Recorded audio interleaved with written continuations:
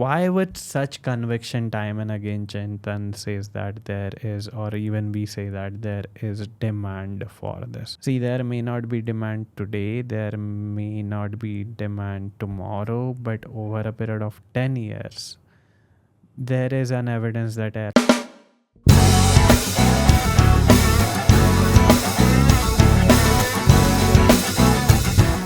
What's up? Welcome back to India's #1 pilot podcast. In our last episode, we missed on certain questions from you because Rithik joined us and we had no idea actually that Rithik is gonna join us. So we stopped in between. So some of you might have your questions that are still unanswered from the last episodes. So we are here to cover those.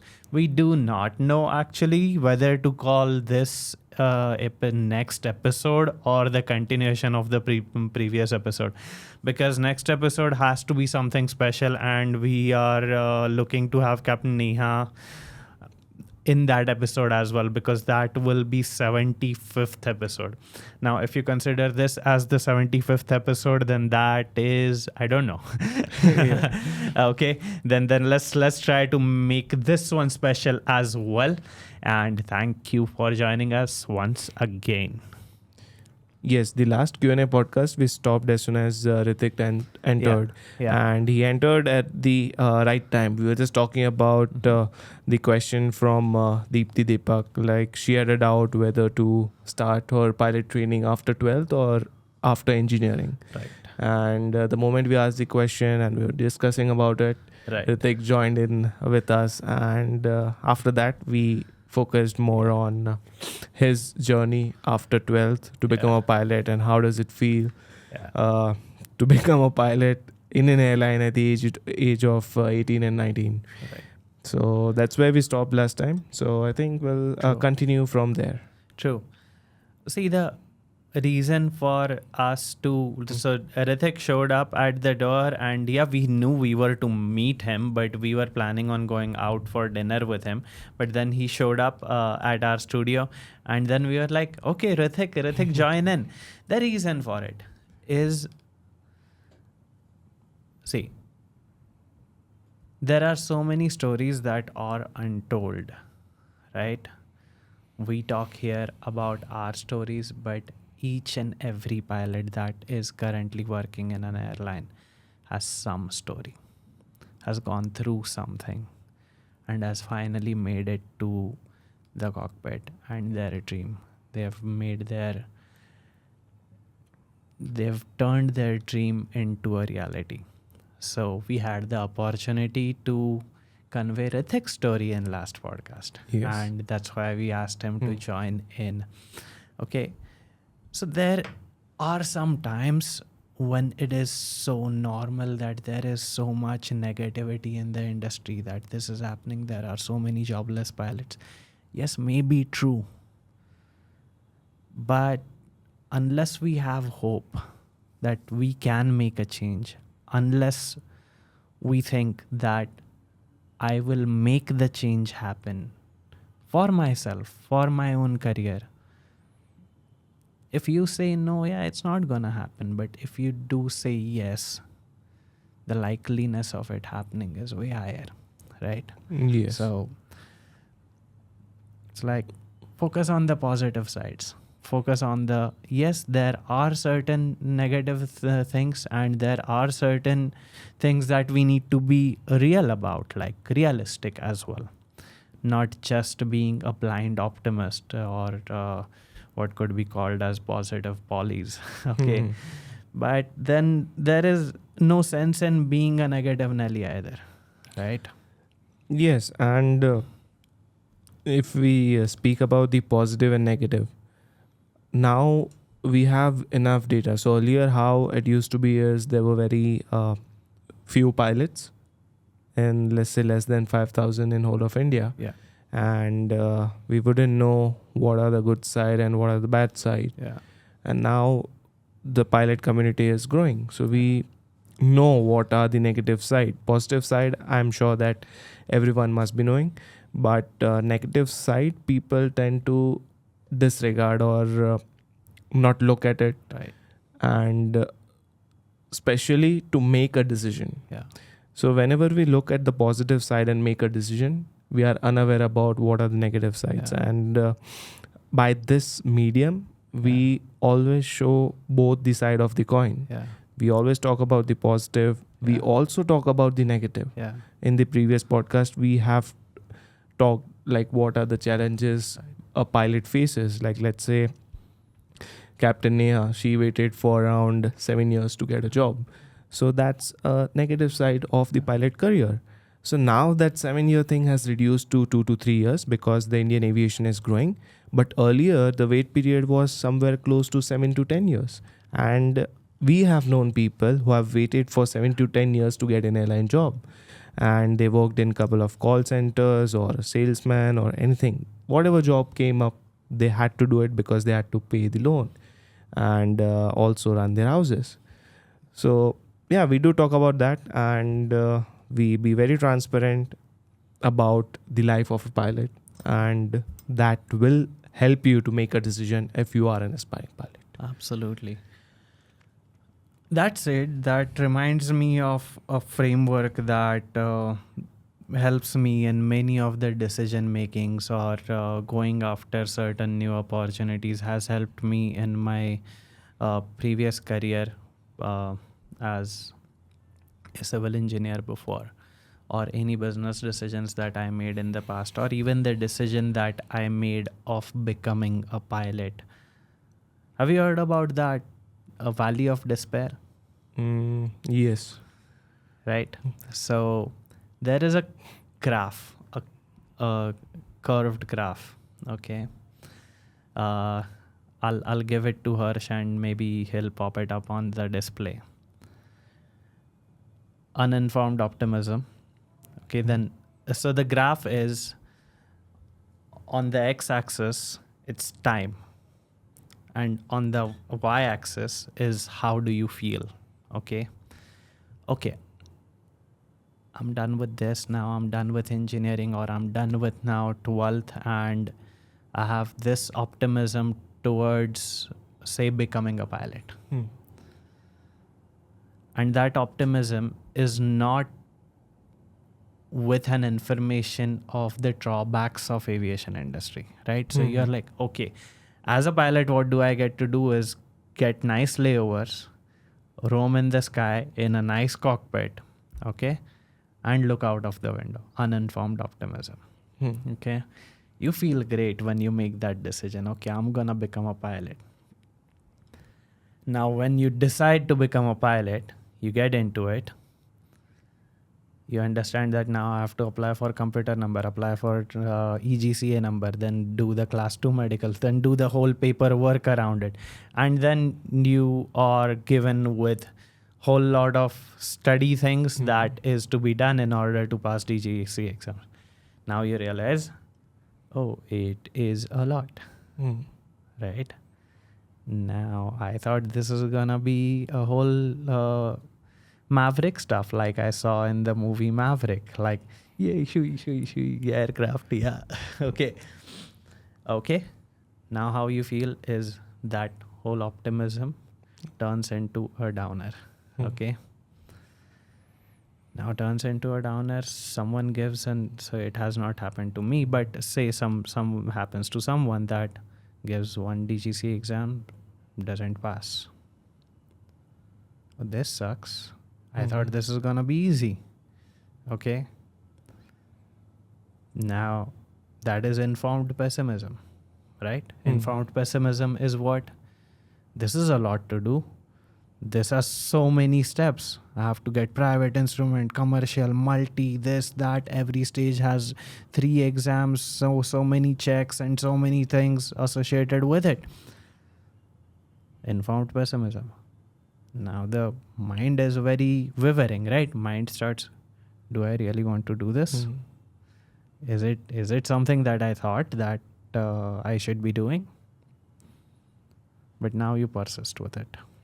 There's 2 paths around it. At that point, you have one choice: to abandon it. Okay, I'll find something new. Now that is the valley of despair. When someone chooses, nah, this is not for me. Then start something new. Again, uninformed optimism, informed pessimism. But if someone persists in that valley of despair and decides, no, I will make it work. I know the drawbacks of the industry. I know what are the negative sides of the industry. I know what are the positive sides of the industry. I will still continue to work on it. Now, you start with the first learning curve, that is informed optimism. Okay, I know the drawbacks, I know the negatives, I know the positives, and I know the advantages. Now you start, okay, I'll work on the DGCA exams. Maybe I didn't prepare enough. Now I will prepare more and I will go for it. Now the person passes. Now this is one good positive feedback loop that, okay, I think I can do this. The informed optimism. And then we go to informed optimism. And then that is, okay, I passed all my DGCA exams. This is one step. Now we start a new step. Flight training.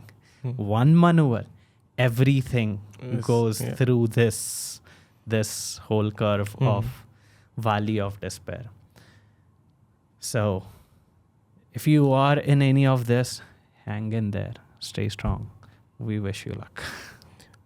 Yes, and the point when you are at the bottom of that graph, so when your optimism drops and you face the reality that it's really difficult, at that point people meant to change their stream because they thought it would be very easy and fun to become pilot. But the reality is different. Whenever we start preparing for the ground school, it's a lot of studies, similar to, like, let's say you are sitting in a classroom for 9 to 5 and then going back home and studying again. So practically whole day you are just studying for DGCA exams. So a person who might have thought, okay, pilot training is fun and has to study 6 days a week, whole day, and doesn't have time to watch movies, play games, anything, it is like this, the reality. So at that time, if a student persists, he'll clear exams, otherwise he'll change their stream. Absolutely. And similar with flight training as well. So as we started our training, first ride was fun because we didn't have to do anything. We just have to sit there. Okay, so optimism was, okay, I'm going to do this only, that only. And then from next flight, the instructor will look at you and he'll say, okay, last flight, I've given a call for taxi or clearance. Just try to make a call. Yeah. At that time, yeah. you're blank. You're like, what to say? Who, where, what? Who, where, what? Yeah. At that point, you feel it's not that easy. Yeah. Even if you have prepared and come, when you give the call on RT for the first time, you're not that confident. And when you press that button, if you turn blank, like it has happened with me. I've pressed that button and I was blank. I'm like, this instructor was like, leave the button, okay? Say what you want to say first in your mind and then press the button and say. But the moment you press that button, you become blank. I'm talking about the initial flights, like 1, 2, and 3. Less than 5 hours of experience in aircraft. And slowly, second, third, fourth flight, you get better at it. And then comes your flying part. Your takeoff is relatively easier than landing, I would say. Yeah. But again, there's a lot of factors to see and takeoff as well. So I think with experience and if you put in the work, it becomes easy, I would say. But initially, the first stage, let's say first 1 to 2 months, the most difficult. That is like, let's say landing, okay? To be consistent with landing is the most difficult thing. Initially, I'm talking about less than 50 hours, okay?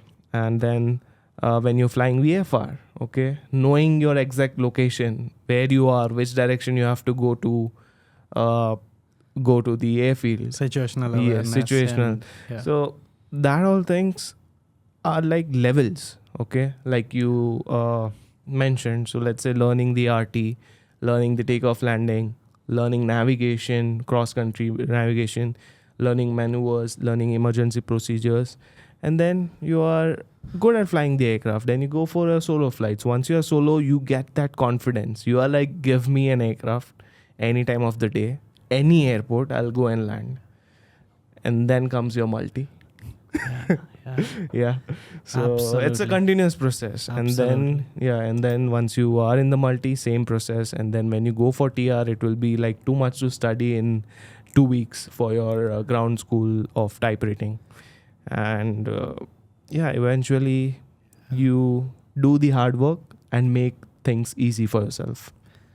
It's like everything new that we start to do, it gets hard before it gets easier. Anything new, right? Yes. And here, new is presenting itself every 6 months. Every 6 months, something new. Every 1 month, every 2 months, every 6 months, something new is presenting itself in front of you. You can choose to adapt to that new or remain there. Then there will be no progress, right? Like, if we look at, like you said, there are so many steps to this career. It's a continuous learning process. I think, so yeah, people say, yeah, here's an examiner. Do you know what is an examiner? Like, should I go with the rant of how the examiner gets there? Okay, let's try this. All right. Pass 12th or graduation, then apply for DGCA computer number, then apply for DGCA exams. In the meanwhile, get your medicals done, class 2 done and class 1 done. Then pass your 5 DGCA exams or 3 DGCA exams. Then go for your CPL flying. CPL flying in India, do 200 hours. If you're doing abroad, do your PPL instrument rating, commercial license, multi-engine license, then come back to India, then do your type rating on the specific aircraft, get the type rating endorsed on it, then go then apply for the airline, then prepare for the airline written exam, then prepare for the airline adapt CAS, whichever the aptitude test that there is there, and then prepare for the group activity, the group discussion, and then prepare for technical and non-technical interview. Now you become the junior most person in the airline, JFO or junior first officer or a trainee first officer, whichever whatever the company may call it as. Now you start with the bridge course with the airline. Once you start the bridge course, then you get good at it. Then you are just okay with the right seat, getting yourself familiar with the right seat. Then one starts with the supervised line flying. Once the supervised line flying is complete with say 50, 100 hours, whatever the requirement that may be for the airline and the DGCA, then you have your release check. Once you have the release check, now you are released. Now you are the junior most first officer. That is, you are not a JFO or a trainee first officer, junior most. Now you do on your 1,000 hours, get your 3 stripes or get your whatever the airline gives, 1,000 hours.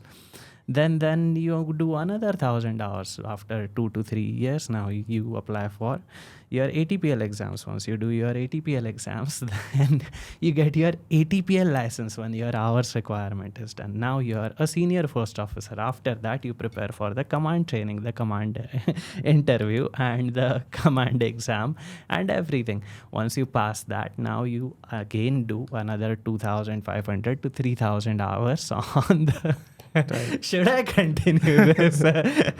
Okay, yeah, 2,500 to 3,000 hours. Then you become a senior captain. Once you become a senior captain, then you again give the exams to become a type-rated instructor. Now you become a type-rated instructor if your CRM and everything is good and your training is good. Now you are eligible to apply after a few years for no, what am I saying? LTC. Yeah. Okay. So after 3,000, 4,000 hours, you apply for LTC. Then if you are good at it, you continue doing that for a few years. Train hundreds of pilots to say JFO or command upgrade or whatever. Then you become a TRI. Then you continue to do TRI. And then when the company decides to put you through DGCA post, which is designated examiner. Then you become a designated examiner. Now you are a designated examiner on a narrow body. When you decide to switch the aircraft, you again go as a senior captain to another wide body aircraft, or maybe sometimes as a first officer to a wide body aircraft. Usually Ds don't go as a first officer. They would go direct captain, left to left. And then again the same process to become a DE on the wide body aircraft. Yeah. I don't know if we should keep this or we should cut this. Yeah. So whatever Nilay just said is 15 years in 5 minutes. And each of that stage goes through this curve. Yeah. Each of it. Does that make sense? Yeah, and there are more ripples to it as well. It's never one high and a low for each stage. It's like multiple. Like we have in a subject, number of chapters. That's how every stage has number of high and lows. Yeah. So, yeah, it's a long journey. Yeah. So that's when you decide to become a pilot. This is what you sign up for. Okay? It's a continuum. It's not a binary. It's not like our parents used to tell us that, okay, do this 10th exam good, then you are free. Okay, do this 12th exam good, and then you are free. Okay, pass this engineering and then you are free. No, we are in this life. We are living it. We will be free when we will be free. Okay, we are never free. And who wants to be free either? Okay, free is, do you even value what's free? No one values. Yeah, exactly. The freebies, the free, and us being free is, that's why don't let anyone ever ask you, are you free? No, you're not. You're not free. You may be available for them because they matter to you, but you're not free. Okay, your time, one needs to account for their time. It's not for free, right? Yeah. I think you guys have got a good demonstration of how your pilot life is gonna be. But it's doable. Like everyone does it. And you just have to be focused when things get tough and surround yourself with good people who can lift you up during your tough times. But it's doable. And pilots live their life, the life that you see of pilots posting or pilots doing whatever, or the life that one aspiring pilot is looking forward to. Every pilot is in some part of this whole process. And even after becoming a DE, you are not free. You are still flying. Yeah. Okay. Now, if that flying is freedom to you, if that is something that you look forward to doing, it's like Steve Jobs said this. 80% of your time in life is gonna be spent at your work. So might as well enjoy it. Yes. Right? So Steve Jobs had that love what you do what you love. Right? So if you love what you do, then it wouldn't feel like work. It would feel like living. Let's get back to the Q&A. I hope we didn't utterly waste your time by the long rant. I think it showed a roadmap if someone is looking for where does a pilot career take you. Like mostly people are aware about the captain upgrade. After that, senior captain. And after that, mostly people don't have any clue what is the upgrade do pilot get. Mostly people think that it's transitioning to a wide body, but that's not the case. So you have explained it, and so I think people might be knowing now. Yeah, I mean, some pilots may choose to deviate their path into a wide body at SFO stage or senior captain stage and may not get into training stages. But then if a senior captain is going from narrow body, then usually doesn't directly get into the left seat as a captain, starts as a first officer on the wide body for a certain period of time, then gets upgraded as a captain, and then again the whole journey starts. Now, whether someone wants to get into training or not get into training is up to them. So that's how it is. Now we are in some part of this where I and Chintan, winged engineer, we are in the first officer stage of this, and there is a path. So at the same time, every time we get into something new, it's gonna get hard first, and we are aware of it. And then as we learn through that new hard, and then like Chintan said, first RT call was something that we would have to think about. Right now, in the middle of the night, if you ask us to give an RT call, we can give say okay, Chintan, give, all right, give a clearance delivery call or approach clearance call. You go with clearance delivery from Mumbai. Okay. So let's say Mumbai clearance Bucky 123 Park Stand 40. Request clearance to Delhi level 350. Information X-ray QNH 1006. All right. Bucky 123 cleared to destination as filed via Quebec 3. Climb via Anoli to Alpha 2 level 80. Departure frequency 127.9er. Transition ISRIS Squawk 0312. Yeah, clear to destination Anoli to Alpha level 80. Departure 1279er. Transition ISRIS Squawk 0310 something. Yeah, that's so it's like that. Now this would be okay. All right, approach clearance. Approach clearance. Approach we just request for descent. Nahi, approach final approach clearance. Okay. Descent to 2900 on QNH so and so. Yeah. It's different for different airports. For Mumbai, it's like 15 miles, 2,900 cleared for approach. And then you do it. This RT is like.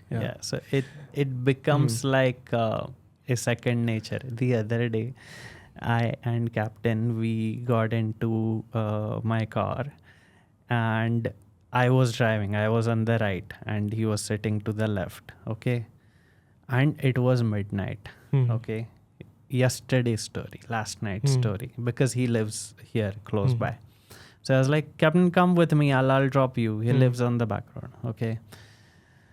So we came and we did a 2-day pattern. So I dropped him, and then it's 2:30 in the morning. Okay, I'm crossing a road and I'm driving.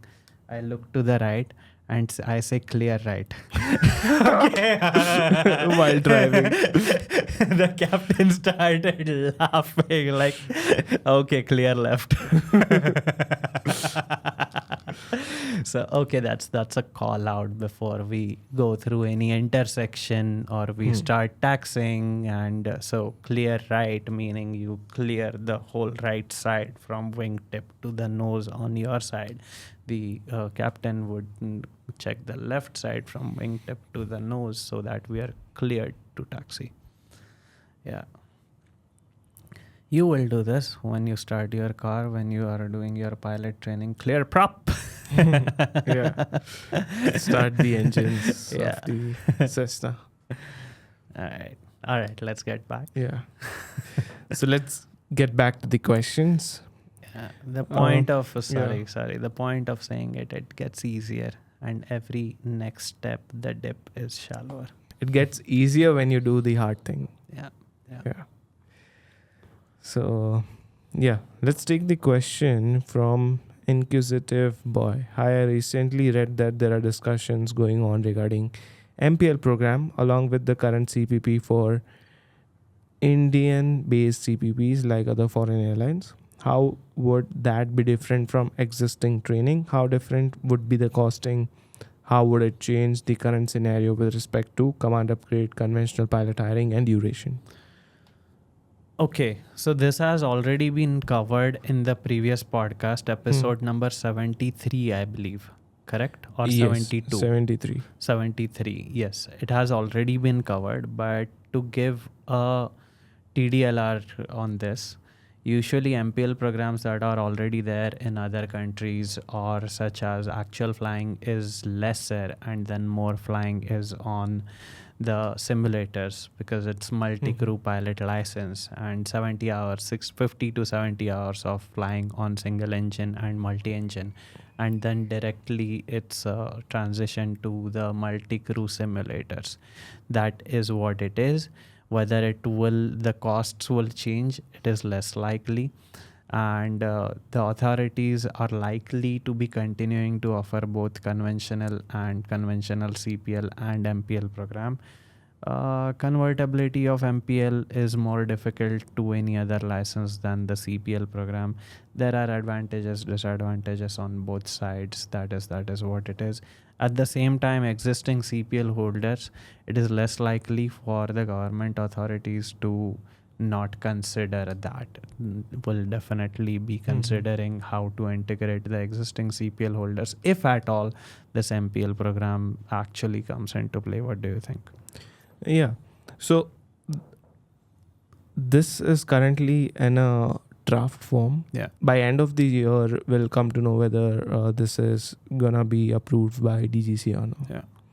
So until that, we can just wait, and you can always go on to the previous episode, check about the MPL program. We have discussed it in detail, each and everything. MEL, because we check those every day. So yeah. So I said MPL, right? you said the habituation is so much that right, one MEL. Yeah. Okay. Yeah. Absolutely.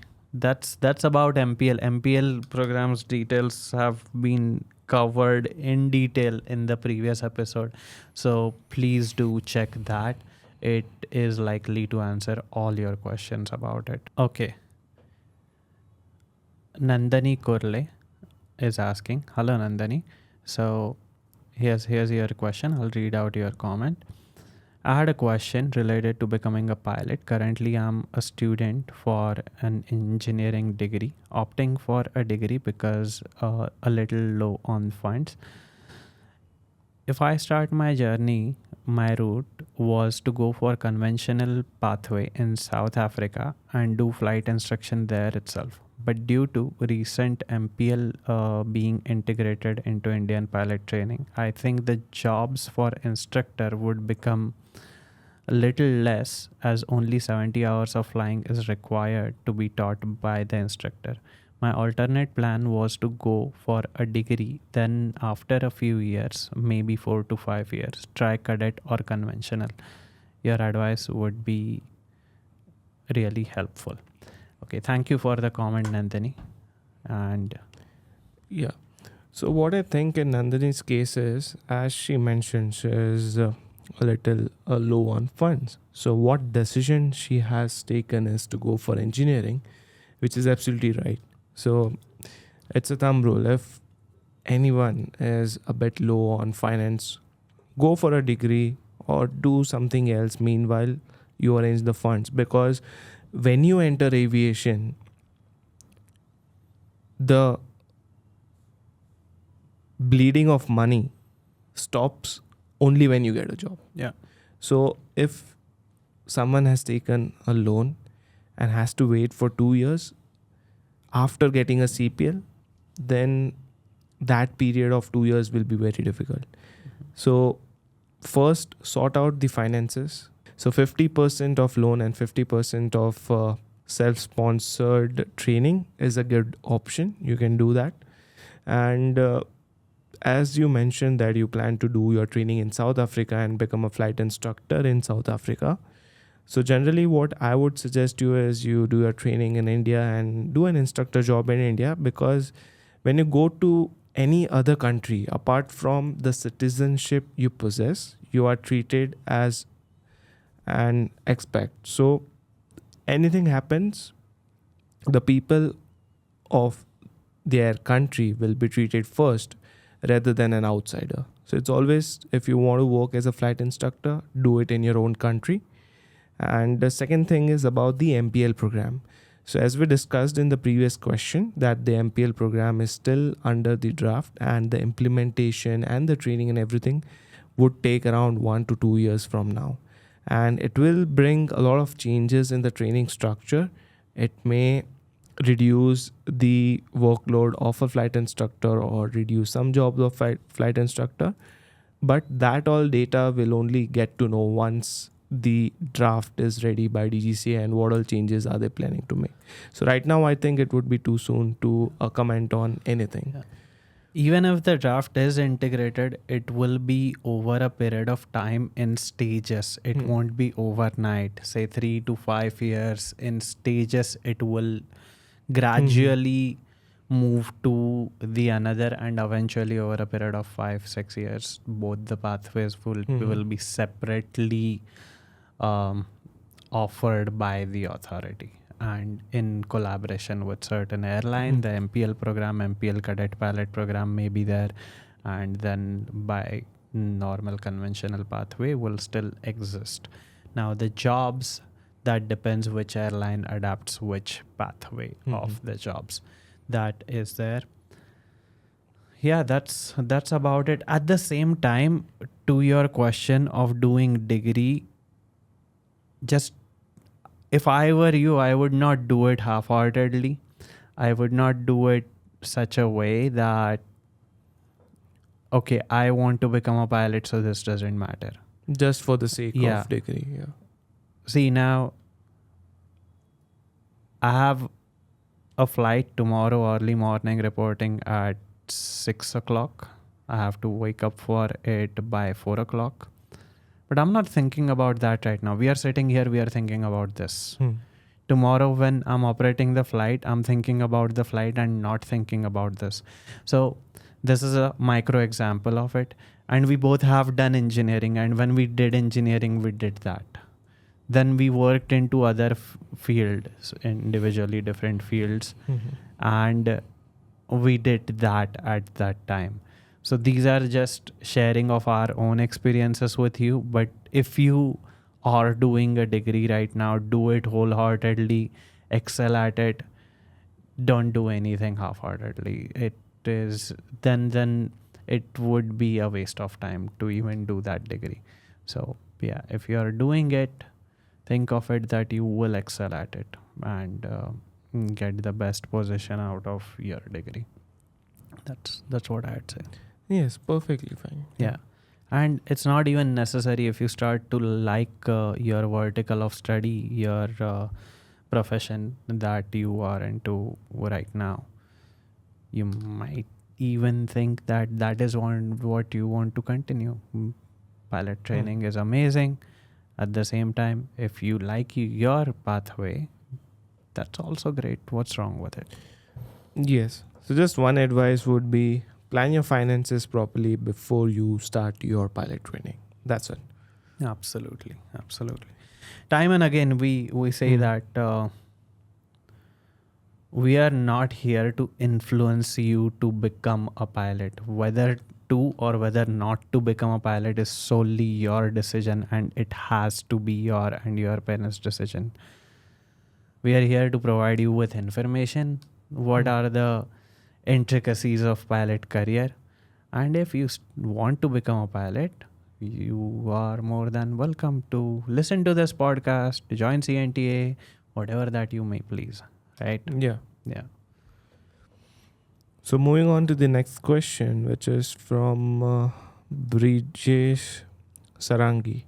Hello aviators, myself Brijesh. I'm going to ask that I'm enrolling into engineering college due to lack of funds for initiating my pilot training. My question is, after my final year in 2029, should I directly start conventional CPL or wait for some years, earn some money in job and go for CPP? What's your suggestion?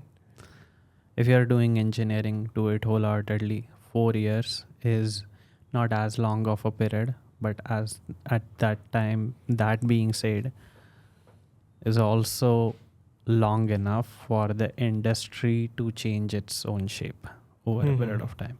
It won't change dramatically or drastically, but how aviation would be after 4 years is difficult to see. like in COVID, if we just look back in 5 years, right? COVID, all flights were cancelled. There were only the rescue flights that were being carried out. Now 2025, if we look at it, aviation is even larger than it used to be before COVID. The same in 5 years, where the aviation will be, we can't predict. Okay, if we would have been able to predict industries how they are gonna perform, then yeah, we would have been billionaires by now. Right? So sorry, we are incapable of answering the question that in 2029 how the industry would be. That said, do what you're doing wholeheartedly, and after you do it, then you decide, then you can again ask this question, and at that time we would be able to tell you what's going on. Does that sound fair? Yes, it's like we can't answer queries keeping 4 to 5 years in mind. Let's say if someone wants to start their training next year, we'll definitely guide them, answer all their questions. But what I would suggest him, like Brijesh, is once you are in your engineering, let's say third year of engineering is done, you reach out to us asking about what is the situation in the aviation industry, and at that time we'll be able to guide you better and in the right way. Yeah, and keep on following the podcast. If you like aviation so much, keep on following the podcast. We keep on covering the topics that are relevant to that time.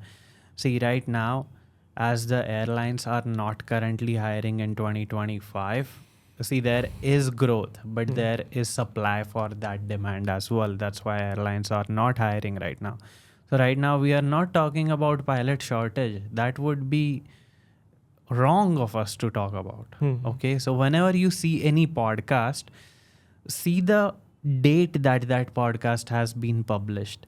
We speak in that manner. If you go back to 2020 or 2022 episodes of this pilot podcast, you will see a different atmosphere of our communication, different methods of our communication, because that was the message of that time. That was the relevant message of that time. Makes sense? Makes sense. Okay. Hi, I'm Prem Kumar from Tamil Nadu, and I'm considering joining a flight school in the US. Now, this flight school requires a Class 1 medical certification to start my flying. Or I'm also considering a New Zealand FTO that requires a Class 1 medical from New Zealand. Does this medical suffice for the DGCA Class 1 medical, or I have to get both of those individually? And do airlines in India require Indian medical, or the FAA or New Zealand medical will suffice for the cadet pilot program? So if you want to fly in any country, you would need their particular authorities medical. Let's say if you want to fly in India, you would need a DGCA medical. If you want to fly in the US, you will need FA medicals. If you want to fly in New Zealand, you would need CA medicals. So each country will require their own medical, and you need to have all the medicals. Let's say if you are going to fly in New Zealand, so you need CA medical, and then when you come back to India, you would need your DGCA Class 1 medical for your conversion. And what I would recommend is always get your DGCA Class 2 and Class 1 medicals before you go abroad for flight training, because at the end, once you complete your training, you come to India and then you want to fly as a commercial pilot, right? So your Class 1 has to be clear. Now, the standards for medicals are more or less the same, but there are some additional tests which DGCA will do when you compare it with the CA and FAA. So once you're sure that you're medically fit for DGCA to fly as a commercial pilot, then you can go abroad and do your training and then come back to India and join the airlines. Absolutely, that makes 100% sense. And if we are talking about cadet pilot program, when someone is signing for the cadet pilot program, the relevant airlines usually ask for a Class 1 medical. And that Class 1 medical which is mentioned in there is Indian Class 1 medical. There is an intricacy in here. Now, if you may ask that we fly to Dubai, Singapore, Thailand, or Kuwait and different countries, do we have the medicals of those states? No, we do not, because we are flying for an Indian operator. Okay, if you are flying an Indian registered aircraft with Indian operator, you do not need that. Okay. Yes. So whichever registration, let's say if you're flying an aircraft which is registered in India, then we fly as per DGCA regulations. Yeah, absolutely. So it's absolutely. Okay. Yeah. So that is the intricacy to that. Mazullah Khan has asked that I'm currently in class 11th, and after that I'll be doing class 12th. After completion of class 12th, I'm interested in becoming an airline pilot in Europe, specifically in Switzerland. So how would be the process for it, and can I apply for cadet pilot programs in Switzerland? And I'm learning German as well in order to consider these European cadet pilot programs. So getting selected in the cadet pilot program of European airlines is possible. Flying for Swiss Airlines, as you mentioned, is also possible. Only thing you need is to be an EU national, be a European national, have a European passport. Now, the thing here is, like, let's say if you have Indian citizenship, which I'm assuming, and you want to move to Europe for your pilot career, you want to work there for European airlines. So how does this work is, first you do your training, be it India, be it US, Australia, New Zealand, but not in Europe, because the EASA syllabus and the DGCA syllabus is different. And now why I advise not to do the EASA CPL, because as someone is an Indian national, he can work only in India. Without experience, no airline outside of India will hire. So because the airline has to sponsor a work permit along with just the license conversion and all of those things, right? Now, even if you have the license, which is the CPL or MPL of a specific country, you still do not have the work permit. If you are EU citizen by any chance, then by all means you can do this. There is no doubt about it. Okay. But please don't feel bad for me saying this. Imagine a pilot who has 8,000 hours on his or her logbook, is a senior captain on the left seat in A320. That person is applying for an airline in Switzerland or Germany, and someone with 200 hours on their logbook is applying to an. Which pilot would that airline sponsor a work permit to? And there are European pilots that those airlines would not even have to sponsor a work permit to. So that being said, if aspiration is to become a pilot, initially it is in your own country, and then once you gain the experience, you can choose to move out. Don't feel bad. I understand it is like a hope, and the possibility of that hope becoming true is possible. The point is there is time required for it. Yes, and what I would advise is, if anyone is planning to move abroad and become a pilot, okay, so you have to just be clear whether your primary goal is to become a pilot or it is to immigrate to another country. So once you are clear what you want, then the steps, the action, everything becomes easier. So if your primary goal is to become a pilot, start your pilot training, gain hours, and then whenever the opportunity arises, you can apply for airlines all over the globe. But if your primary goal is to be an immigrant, then becoming a pilot would be a good idea, because you won't be interested in the field. You will be more interested towards the immigration part. Yeah. And if primary goal is to immigrate to another country, then to be honest, pilot training is not the pathway to do it. Yeah. It's a very expensive form of immigration. Yeah, there are many different pathways. First, top most pathway to immigrate to any country usually is medical field. Every Western countries has a shortage of doctors and registered nurses. If someone has expertise in that, if someone has certain experience in any medicine field for certain years, the likeliness of that person converting their changing their Indian citizenship to that specific country in 8 to 10 years, it is usually possible. And it is very likely for that to happen. Pilot training, not so much. No. Like, first of all, pilot training gives a license, not a degree. And your value is dependent on how filled is your logbook, or how many logbooks you have for that matter. Okay. So, I mean, after you fill up one, you start with another, right? Okay. Duh. Yeah, that's about it. Okay. So good luck with your whatever that you may choose. But if immigration is the priority, learn German probably to become a doctor in Germany. or if you want to become a pilot, then become a pilot in India, gain hours, and then the favorite dialogue, that is 2 to 3 years. वापस नहीं बोलना है. 2 to 3 years and 10 to 15 years. Whoever knows. Okay.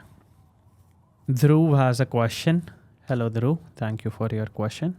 Hi, I'm Dhruv. I want to become a pilot. I cleared JEE after 12th. Currently, I'm doing BTech second year in NIT Surathkal.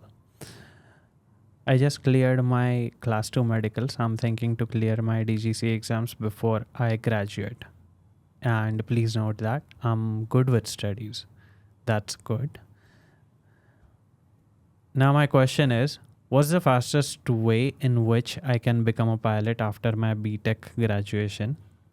Second question, I graduate in 2028, and then after CPL, how will be the aviation market if we assume there's no global events like COVID? What are the skills I need to work to clear an airline interview? Fourth question, graduating from top tier engineering college will help me getting preference in the airline or not? So let's start with first question. What's the fastest way in which I can become a pilot after my BTech graduation? So I like the fact that he's crystal clear about his pilot career. So that's a great thing. Now, as you are doing your BTech, I assume you are in your second year because you plan to graduate by 2028. So first or second year. And now, as you are doing graduation, if you have around 2 to 3 hours a day to prepare for your DGCA exams, you can start preparing for it, right? And your goal should be by the mid of your final year, which is the fourth year, you clear all your DGCA exams, depending on where you plan to do your training from, India or abroad. If India, then 5 subjects: navigation, air navigation, aviation metrology, air regulation, technical general, technical specific. These are the 5 subjects if you want to do your training from India. 3 subjects if you want to do your training from abroad, which is air navigation, aviation metrology, and air regulations. Now, RTR may be required, may not be required, depending on which country you plan to do it from. If you plan to do it from New Zealand, RTR won't be required. If you plan to do it from US, RTR will be required. So, once you are done with your papers, let's say mid of the last year, you can apply for a flight school, let's say in India or USA. Get done with your visa if you're planning to go abroad. before you complete your engineering. And as soon as you are done with your engineering, you fly out to the flight school and start your flight training. That will have very little room for you to wait for your documents and stuff. You plan to do it from India, get your student pilot license, get your airport entry permit, and be ready with all the documents so that you can start your flying as soon as you give your last exam of the engineering. And that is the fastest way. Yeah. One thing, please note that the validity of clearing DGCA exams is 5 years. So within those 5 years, the whole process for CPL has to finish. Otherwise, that paper will have to be given again from the date of result, 5 years start. Okay, that is one. Now, next question is, when I graduate in 2028. I would like to add one more thing to the question number 1. So I see, as you are an engineering student, I think your schedule might be like morning 9 to 5, something like that, and Saturday, Sunday might be off. And some days might be off, like I'm sure like when you have projects, you have like whole day off, you will have free time. So if you want to start your DGC exam preparation, I would suggest you to go through the on-demand modules on the CNTAA website. So what that will give you is a flexibility to study at your own time and at your own pace. So let's say Monday you have 9 to 5 lectures, and after the lectures you're tired, you don't want to study, you can skip that day. Let's say Tuesday you have some festival and you have the day off, you can cover 6 to 8 hours of study. And that would be the best way for you to prepare for your DGCA exams. So link is in the description below. You can go through demo lessons and see how it works for you with your engineering schedule. Absolutely. Or you can have a consultation call with Franklin on 9930300426. He'll brief you how the program works, and if it suits you, you can sign up for CNTAA. Now coming to the next question, which is how the aviation will be in 2028. Okay. So as he has mentioned, if there's no global event like COVID, the aviation industry is going to boom. And this is on the fact that the airlines in India have placed an aircraft order of more than 1,000 aircraft. And we see many new airports coming up in the next 5 years. So Indian aviation is going to grow. The need or the number of pilots needed to operate the aircraft will also go. With that said, the competition will also be high because many aspiring pilots will go for pilot as a career. So as you have mentioned, you're good in studies. So keep up that momentum, excel in your DGCA exams and your studies, and you should be good for the pilot career. Yeah. The right time to start studies would be third year Yes. or final year. Third year, if you are starting within 6 months, all your papers should be done. Considering you're good at studies, your pace of studying will be good. And we also are engineers, so we know that not all 6 months is intense studying. We usually study for last 45 days to 2 months, right? Yeah. So before that, if you could allocate certain time to clearing DGCA exams, that's great. One question that I would like to ask you is, in this meanwhile, also, as you would be knowing what are the expenses for this training, so prepare in that manner as well, that over a period of next few years, this is how much is gonna be expense for the flight training. Flight training is the highest cost in pilot training, primarily. Flight training and type rating, these are the primary two high costs in this. So arrange for that how you would like to, and get a financing for it, or speak with your parents, or if you have any of your side hustle going on, then that's up to you. That is there. Now, why with such conviction time and again Chintan says that there is, or even we say that there is demand for this? See, there may not be demand today, there may not be demand tomorrow, but over a period of 10 years, there is an evidence that airlines have ordered the planes and airlines require pilots to operate those planes. And why? Before asking even why there is demand for pilots, we ask that how many planes have been ordered? Around 1,000 to be delivered in next 10 years. Each aircraft requires 10 to 15 pilots. So 15,000 pilots in 10 years. Correct? Is that correct? Yeah. Now, why have airlines ordered these planes? What is the reason airlines need to order so many planes? Just Google it up. Population to number of flying airplanes in the United States.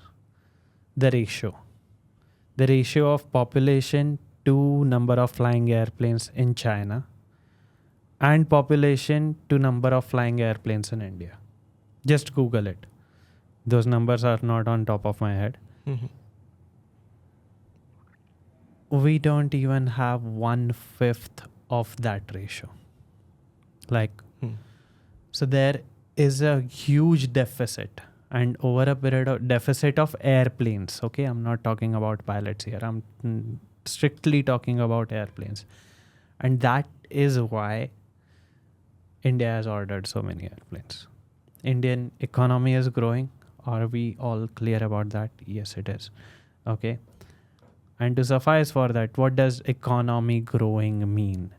Means that meaning GDP increases, right? Gross domestic product. So productivity of India increases.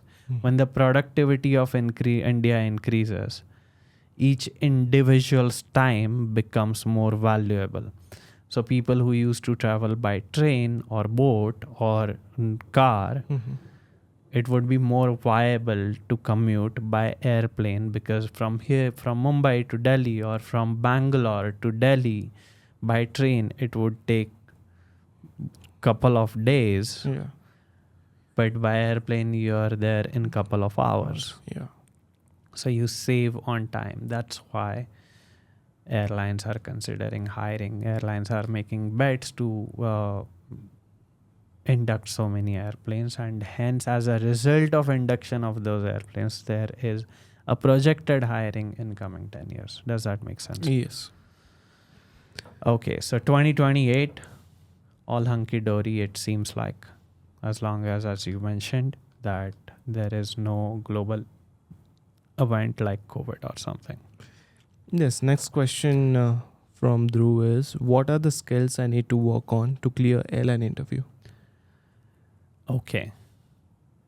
So Dhruv, a very nice question, and you have very intellectually put forward the whole question. So we really appreciate that. The skills. Okay, so there are certain soft skills, and then there are skills such as maneuvering the aircraft. Okay. Technical and non-technical skills, if we consider as technical and non-technical knowledge, technical, non-technical skills. So we are talking about soft skills, right? What would be the soft skills for a pilot? Essentially, we have to adhere to the competencies. What are the competencies for pilots, right? So when we go into that part, primarily what is required is decision making, situational awareness, leadership and teamwork, right? So the whole part goes around your mindset, that how you are acting in a team, how are your leadership skills, then the personality profile, that whether it suits to aviation career or it doesn't. About personality profiles, we have made a whole podcast. Okay, just refer to that podcast. Okay, pilot personality, or what would be the title of that podcast? Yeah, just Google pilot personality pilot podcast. Okay, you would find that podcast. Okay, just YouTube that.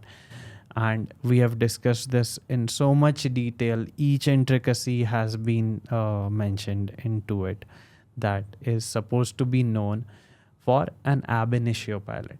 see, as you grow in your career, there are different basically competencies that the levels get higher.